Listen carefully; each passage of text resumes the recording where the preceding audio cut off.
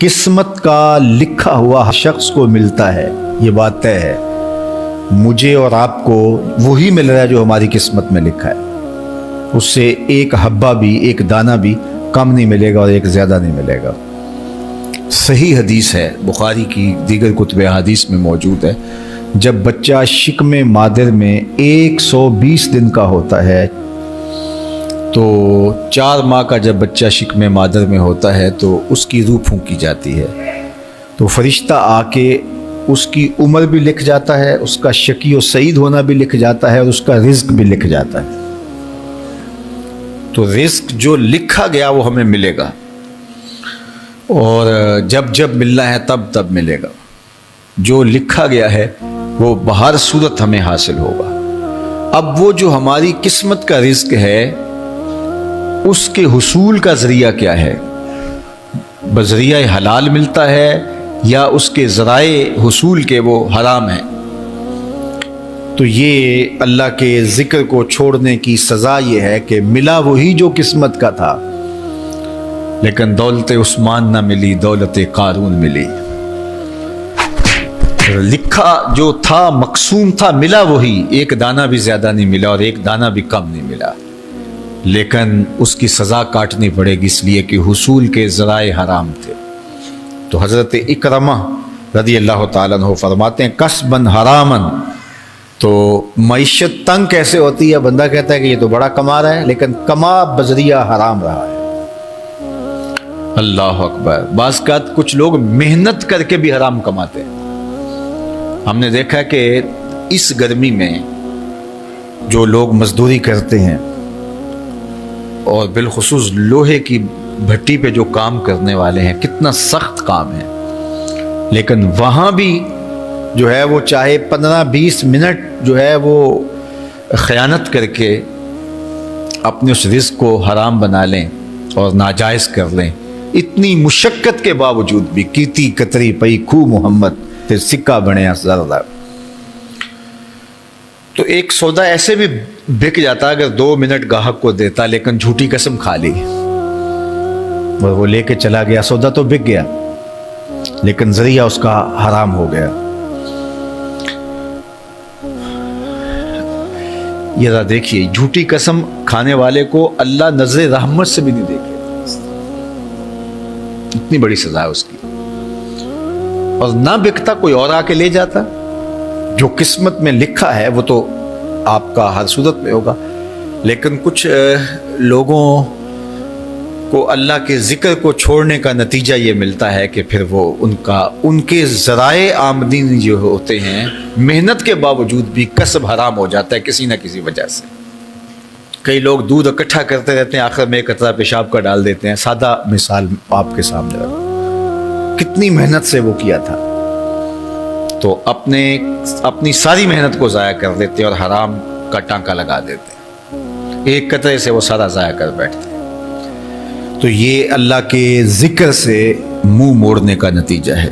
جب تمہارے دل اللہ کی یاد سے خالی ہو جائیں گے، تمہاری زندگیوں میں قرآن نہیں ہوگا، تمہاری زندگیوں کے اندر اسلام کے اجالے نہیں ہوں گے، تو پھر نتیجہ کیا ہوگا کہ معیشت دنک کیا ہے؟ کسباً حراماً۔ دوسرا معنی کہ تنگ زندگی، تلخ زندگی، جو حضرت عبداللہ ابن عباس سے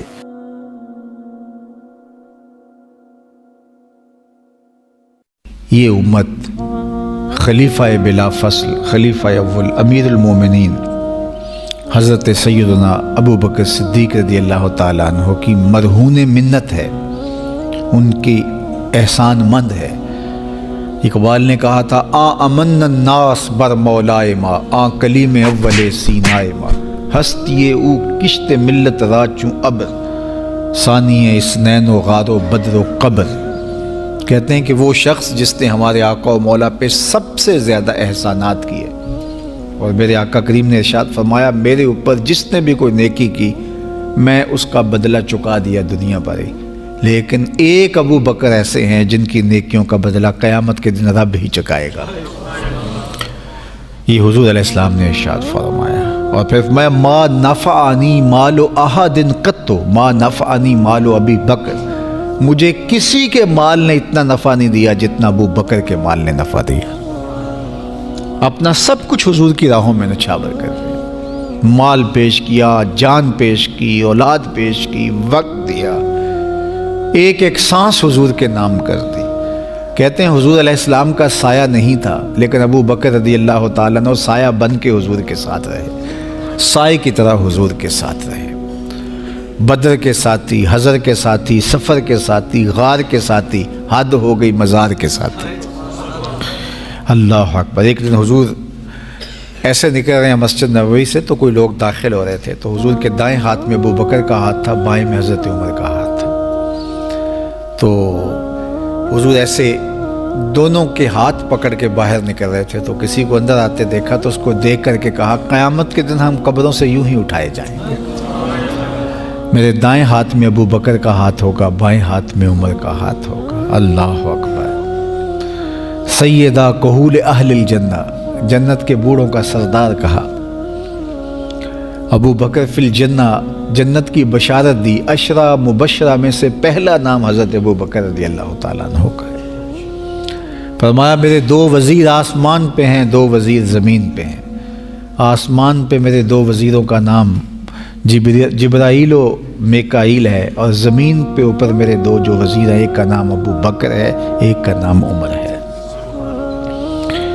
تو کیا شان ہے حضرت ابو بکر صدیق رضی اللہ تعالیٰ۔ ہر نبی کا صحابی عظمتوں کے معراج پہ ہے، لیکن جو شان حضور کے اس جاں نثار کو دی گئی ہے، اللہ اکبر۔ قرآن نے بھی کہا نا، وَثَانِيَ اثْنَيْنِ إِذْ هُمَا فِي الْغَارِ۔ اللہ اکبر۔ 2 میں سے دوسرا، اللہ اکبر، جب وہ غار میں تھے، 2 میں سے دوسرا، اس لفظ کی خوبصورتی ملاحظہ کیجئے، 2 میں سے دوسرا۔ حضرت عمر کہا کرتے تھے، حضرت صدیق اکبر کا ذکر کرتے ساتھ رو پڑتے اور کہتے کہ ابو بکر میری ساری زندگی کی نیکیاں لے لیں، وہ غار والی ایک نیکی مجھے دے دیں۔ ساری نیکیاں زندگی کی ابو بکر لے لیں، ایک نیکی غار والی مجھے دے دیں۔ تو ان کی ساری نیکیاں ایک طرف اور ابو بکر کی ایک نیکی ایک طرف۔ اور حضرت عمر کہا کرتے تھے، کاش میں ابو بکر کے سینے کا بال ہی ہوتا۔ کوئی کم شان ہے؟ یہ حضرت عمر کہہ رہے ہیں، یہ عمر جس کے بارے میں میرے حضور علیہ السلام نے فرمایا کہ میرے بعد اگر نبوت کا دروازہ بند نہ ہوا ہوتا، میرے بعد اگر کسی نے نبی ہونا ہوتا تو وہ عمر ہوتا۔ اتنی شانوں کے مالک۔ ان الشیطان یفر من ظل عمر، شیطان عمر کے سائے کو دیکھ کے بھاگ جاتا ہے۔ وہ عمر کہہ رہے ہیں، کاش میں ابو بکر کے سینے پر اگا ہوا بال ہی ہوتا۔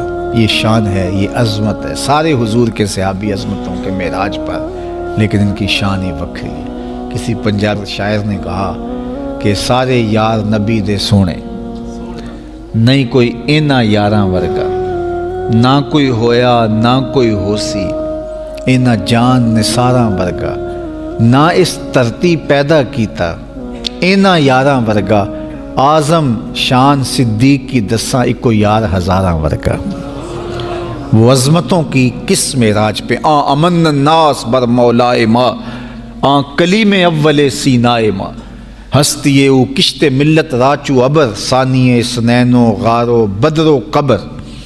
بدر کے بھی ساتھی، قبر کے بھی ساتھی، مزار کے بھی ساتھی، غار کے بھی ساتھی، اور کھیت اسلام کی کھیتی کے لیے ابر بہار کی طرح برسے اور سیراب کر گئے، اور اس امت کے لیے انہوں نے جو کام کیا وہ انہی کا مقصوم